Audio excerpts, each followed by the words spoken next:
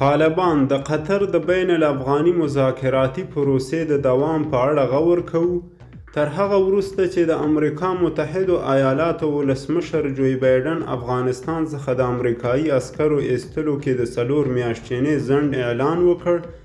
طالبانو یې په غبرګون کې ویلي چې د نورو اقداماتو ترڅنګ په قطر کې د بین الافغاني مذاکراتو د پیل کړې پروسې د دوام په اړه هم غور کوي.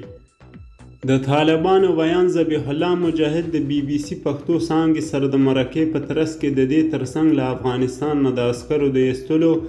او د اشغال د پای ته رسولو له اعلان نه هرکلی کړی او دا کار یې د جنګ طلبو کړیو غوښتنو د نه منلو په معنا سر بللی دی.